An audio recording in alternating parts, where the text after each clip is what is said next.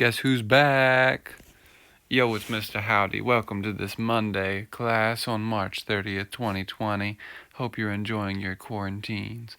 It's been great. It's a good one today.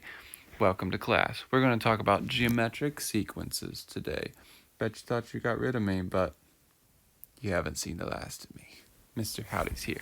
So, geometric sequences today. You might remember a couple of months ago we talked about arithmetic sequences. So we're going to do a little review with that. We had this formula, remember, and we found our difference from one term to the next was being added or subtracted, right? So we're going to do the same thing today, but they're going to be multiplied or divided to get from one term to the next using our geometric sequences. Okay, so instead of having this difference before, we're going to have this thing called a common ratio, and we're going to denote it as R. And this is a non-zero constant that is multiplied or divided from one term to the next, one term to the following. Okay, so we're going to use R for those, geometric sequence. Here's our formula for that. So whatever the nth term is, a sub n is equal to our first term, a sub 1, times our common ratio raised to whatever term we want, the nth term, minus 1. Okay, so 1 less than whatever term we're looking for. If we're looking for the 10th, we're going to have 10 minus 1, which is 9. Okay, so geometric sequence, here's our formula. We're going to use this later on. If I'm going too fast for you, you can rewind this and watch it again, but I don't want to give you guys a 30-minute lesson and make everyone have to follow along if you get it the first time, okay? So you can go back through these videos and watch them as many times as you want and make fun of my voice as many times as you want. You go for it. If that gives you pleasure, you go for it. Killer or whatever. Slugger. So this is our first example of a geometric sequence. So we have negative 432, 144, negative 48, and 16. So we want to tell if this is geometric or not. So what we need to do to see if this is geometric or not is set up a ratio. We want to set up this proportion. We're going to set this up by taking whatever the second term is. So say we have a group right here. We want to take our second term and put it over top of our first term. So essentially we're going to have 144 over negative 432. What this is going to do is tell us what's happening to this term to get to the next term. Okay, so what's happening to negative 432 to get to 144? What are we multiplying by? Which you can see that 144 divided by negative 432, once you put that into your calculator, ding, ding, ding, ding, ding, ding, ding. Nope, the calculator said that it is negative 3. I don't know why I just made that noise and acted like I had a calculator, because right here's 1. So that's neat. Anyway, so let's use that for the next one. We'll learn from our mistakes. So for our next one, we're going to put negative 48 over 144 and see what that common difference is. Oop, I think I lied. Let's put that in. Let's put that into the calculator instead of taking Mr. Howard's word for it. 144 divided by, let's put this in parentheses, negative 432. That is not negative 3. That is negative 1/3. Negative 1/3 is an answer.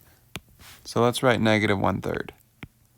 And you'll see that to get from this term to the next term, we multiplied this negative 432 by negative 1/3. There we go. Now we're cooking. So negative 48 over 144. If this is a geometric sequence, this better also come up to be negative 0.33333 repeating. Let's see if it does. I can clear and then do negative 48 divided by 144. Cross your fingers. It is also going to be negative 1/3.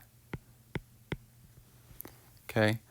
We need to check this final one. For this to be a geometric sequence, this also has to be negative 1/3. So I'm going to take, just like my last ones, take my second and put it over top of my first, okay?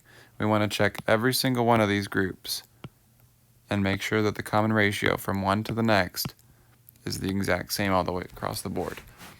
So I'm going to take 16 over negative 48, and that's going to give me, let's see, 16 divided by negative 48, negative 1/3. So since all of these have a common ratio of negative 1/3 from one term to the next, we can say that this is, what color shall we choose? Let's do purple. This is indeed a geometric sequence. That's a really bad check mark. Y'all get the gist. That might have made it worse. It's alright. Let's work on the next one. Let's try something else. This one has a table instead of just a list of numbers, but we can do this the same because negative 432 was our first term, just like 5 is our first term. 144 was our second. Our second term is 15. That's what this table is saying. N is symbolizing our nth term, and A sub n is what that value actually is. Okay, so we're going to do this just like before and set up our second over top of our first to see what the ratio is to get from 15 or from 5 to 15. Okay, so we have to set it up as 15 over 5, and then that's going to equal to something. Many of you probably know what that is already. 45 over 15 equals something. 135 over 45 equals something. And 415 over 135 equals something. Now remember, these somethings have to be the same. The common ratio has to be the same if we want this to be a geometric sequence. So 15 over 5, hopefully you haven't lost that many math skills. 15 over 5 we know is 3. I know, I'm looking at you, Brandon Potter. 15 over 5, 3. 45, I'm just kidding. 45 over 15 is, we also know that this is 3. 135 over 45, now we might have lost some people. This might be where it gets tricky. So let's use our calculator just to be sure. 135 divided by 45 is also 3. So we're looking good so far. We think it might be a geometric sequence. But we don't want to stop yet. We don't want to come this far and then lose it. We don't want to get it wrong just because we didn't try the last one. So let's write 415 over 135. Ooh, that is not 3. That is 3.074. 3.074, which is not equal to 3. Those are different. So in this case, this is not a geometric sequence because our fourth term, our fourth ratio from 135 jumping to 415, when we multiply our ratio of 3.075 to 135, we get 415.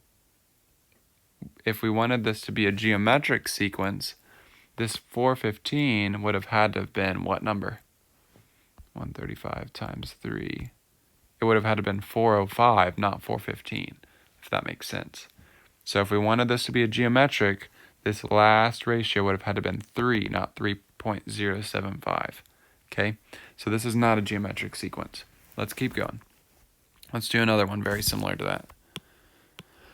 So we're going to write 6 over 3 as our first group. Our second group is going to be 12 over 6 and 24 over 12, A lot of you are already like, okay, Mr. Howard, I see it. I'm done.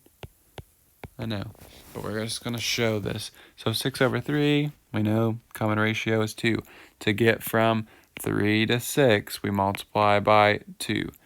To get from 6 to 12, we multiply by, 2. 24, to get 24 from 12, we have to multiply that by 2. And from 24 to 48, we're multiplying it by 2 as well. So you'll notice that all of our common ratios are the same. Since they are the same, we have a wonderful geometric sequence right here, shown by this table. Okay, so our last little tidbit for this lesson is to talk about how to apply that formula from earlier on. We want to find the 10th term in this sequence.